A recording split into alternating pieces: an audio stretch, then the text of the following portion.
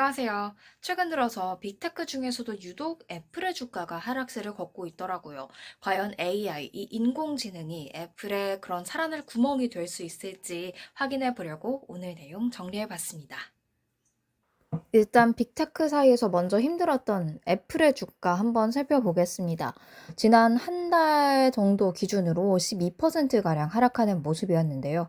사실 다른 빅테크들이 함께 내렸다면 이런 하락세 문제가 될 게 없는데 비교를 한번 해볼까요?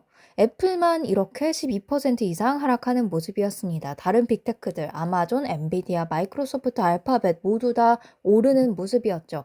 이런 걸 보면 분명 애플에 뭐가 문제가 있다라고 판단한 투자자들인 것 같습니다. 그리고 그 문제점 중 가장 큰 건 아마도 중국에서 아이폰, 스마트폰의 점유율이 하락하고 있다라는 소식일 겁니다.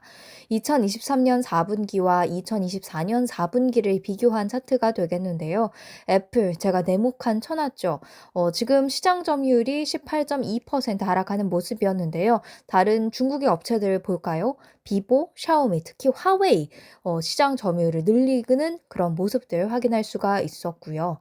2023년과 2024년을 비교했을 때도 애플은 12.6% 하락할 때 샤오미, 화웨이 그리고 비보의 시장 점유율은 각각 10.2%, 36.4% 그리고 7% 오르는 모습이었습니다. 중국에서 지금 중국 토종 브랜드의 시장 점유율이 상승하고 애플의 시장 점유율 하락하면서 중국에서 아이폰이 잘 안 팔리네. 애플의 매출에도 문제가 생기는 것 아니야? 이런 경고성 발언들이 지금 애플의 주가 하락을 이끌고 있는 것이죠. 그렇다면 많은 국가 중에서도 왜 중국에서의 점유율이 중요하고 또 애플은 아이폰만 판매하는 건 아니잖아요. 그런데 왜 아이폰의 그런 매출, 점유율을 중요하게 보는 건지 참고 사항으로 좀 말씀을 드리겠습니다. 일단 중국이 중요한 이유는 스마트폰 시장에서 정말 가장 큰 시장이기 때문입니다. 2022년 자료이긴 하지만 중국이 정말 압도적으로 높은 스마트폰 이용자들을 갖고 있는 걸 확인을 할 수가 있겠죠. 지금도 크게 다르지 않고요. 그러니까 스마트폰 시장에서 최대 시장인 중국이기 때문에 중국에서의 그런 승패가 굉장히 중요하다라고 볼 수가 있겠고 또 왜 아이폰이 중요하냐? 애플의 전체 매출을 지금 부문별로 쪼개 놓은 겁니다. 그리고 네모칸 쳐놓은 저 남색 부분이 바로 아이폰의 매출인데요. 전체 매출에서 아이폰의 매출이 51.45% 비중, 그러니까 50% 이상을 차지합니다. 그렇기 때문에 애플의 매출의 그 승패에 있어서는 아이폰이 굉장히 또 중요한 거죠. 결국 애플에 있어서는 최대 스마트폰 시장인 중국에서 최대 매출 비중을 갖고 있는 아이폰이 잘 나가고 있냐 없냐가 이 전체 매출에 큰 영향을 줄 수밖에 없겠다라고 생각할 수밖에 없는 겁니다. 그런 측면에서 이렇게 중국에서 스마트폰, 아이폰의 점유율이 하락하고 있다라는 것 분명히 애플 매출에 경고음을 켤 만한 요소이긴 합니다. 하지만 그럼에도 불구하고 "애플 여전히 좋다."라고 이야기하는 애널리스트들이 있는데요. 대표적으로는 댄 아이브스 웨드부시 애널리스트가 되겠습니다. "다음 성장을 과소평가하지 말아라." 이러면서 매수 의견 제시하면서 목표 주가도 지금보다 높게 제시했는데요.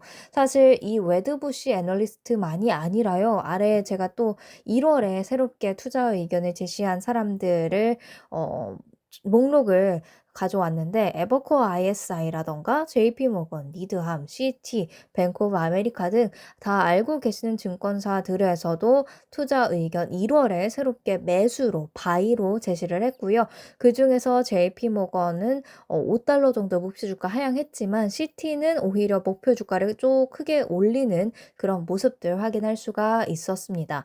그리고 월가의 전체적인 의견 1 월에만 새롭게 제시한 게 아니라 이 전체적인 의견을 봐도 아직까지 바이, 매수 의견이 많았죠. 그리고 이들이 매수, 그러니까 애플을 긍정적으로 바라보는 이유 대부분이 다 AI에 있었습니다. 애플 인텔리전스를 통해서 애플이 새로운 성장 시기를 맞이할 것이다. 아이폰 교체 사이클이 강하게 나타날 것이다. 라는 그런 주장들이었는데요. 댄 아이브스도 AI를 지금 애플을 긍정적으로 보는 이유로 설명하고 있습니다. 최근 들어서 애플에 대한 패닉은 너무 과도하다라는 의견 제시했고요. 그리고 이 판매량 감소, 중국에서의 판매량 감소는 manageable, 그러니까 감당, 감내 가능한 수준이다라고 이야기를 했습니다. 그리고 미국과 다른 중국 외의 해외 시장에서의 강한 성장이 애플로 하여금 현재 쿼터, 현재 분기의 그런 예상치를 맞출 수 있는 그런 성장 동력이 될 것이다라고 이야기를 하고 있고요. 또 서비스 섹터를 긍정적으로 바라보고 있는데 애플 인텔리전스를 통해서 많은 개발자들이 그것을 활용한 앱을 새로 출시하게 되면 그 앱들을 통해서 수십억 달러가 또 창출될 것이기 때문에 서비스 섹터의 성장으로 아이폰 매출 감소를 어느 정도 상쇄시킬 수 있다라는 주장이기도 합니다.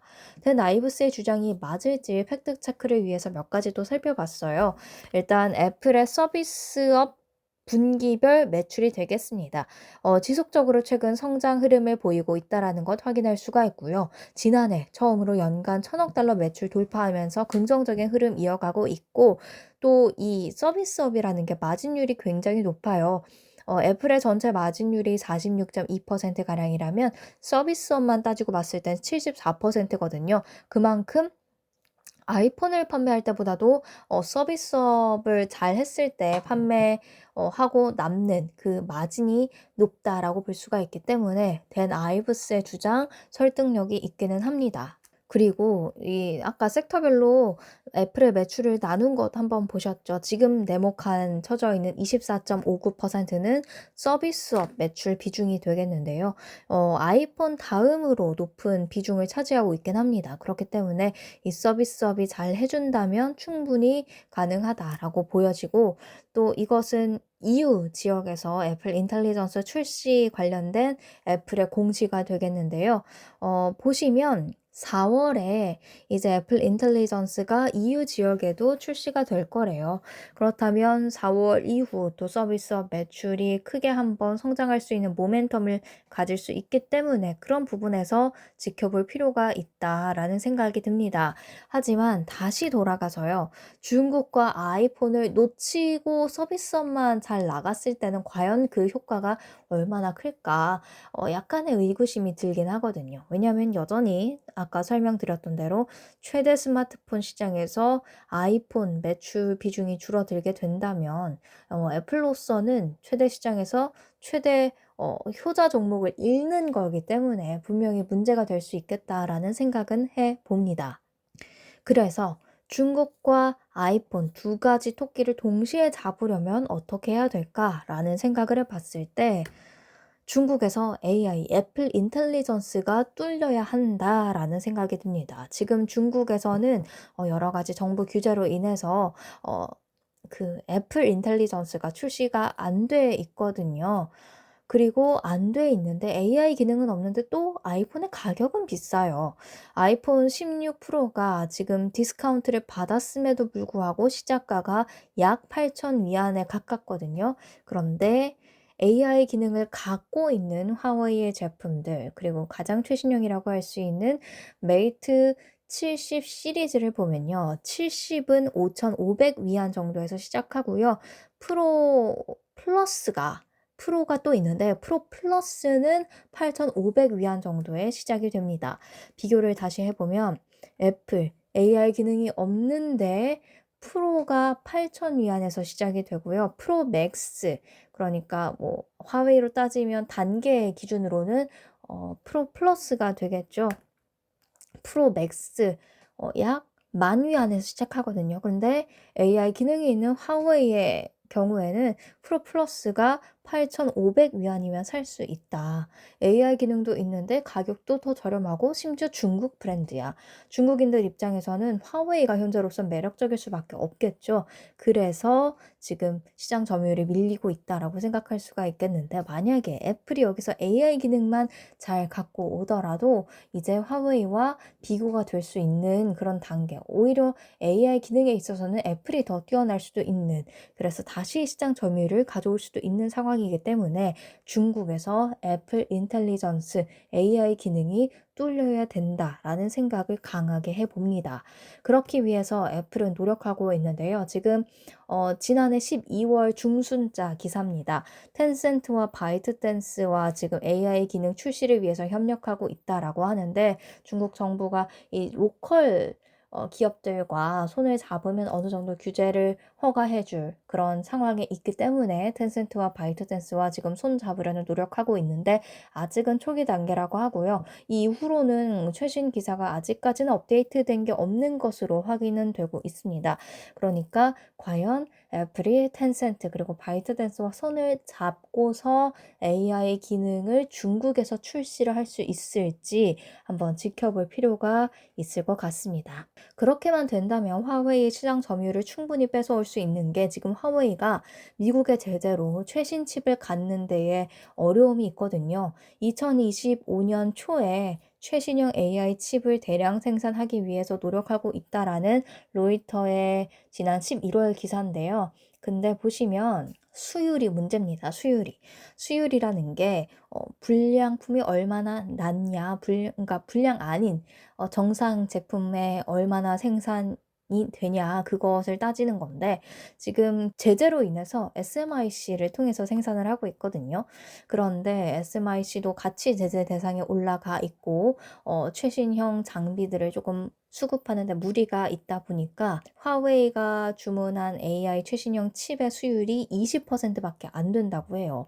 그 최신형 바로 아래 단계 그러니까 이전 최신형도 수율이 50%밖에 안 된다고 하는데 상업적으로 좀 그래도 효과가 있으려면 70%까지는 나와줘야 된다라고 하거든요. 그러니까 20%의 수율 그리고 조금 낮춘다 하더라도 50%까지밖에 올라오지 않는 수율 이런 것들을 따졌을 때 화웨이는 애플의 최신 칩으로 제공하는 그런 AI 기능보다는 덜 떨어진 기능들을 제공할 수밖에 없을 것 같다라는 생각이 듭니다. 그렇기 때문에 AI 이 규제만 뚫려서 출시만 된다면 화웨이보다 훨씬 더 좋은 AI 기능을 제시할 수 있는 그런 문이 충분히 있기 때문에 지금 텐센트 그리고 바이트댄스와 손을 어떻게 잡느냐 이 부분이 굉장히 중요할 것 같습니다.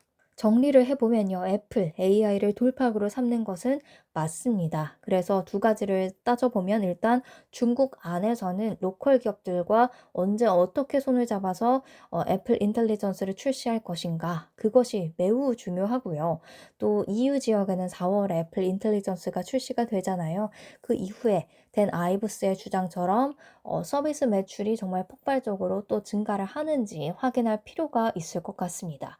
그리고 여기에 변수가 하나가 있다라고 하면 트럼프 대통령이 돌아왔죠. 트럼프 대통령 1기 때 미중 갈등 굉장히 심하게 끌고 갔었는데 과연 이번에 미중 갈등이 또다시 그처럼 심화된다면 중국 내에서 국수주의가 또 심화되지 않을지 자국 제품들을 선호하는 그런 경향들이 강화되지 않을지 그렇다면 애플이 최신형 AI 기능을 출시하더라도 과연 중국인들이 그에 얼마만큼 호응할지 이 부분은 변수로 남아 있을 것 같습니다.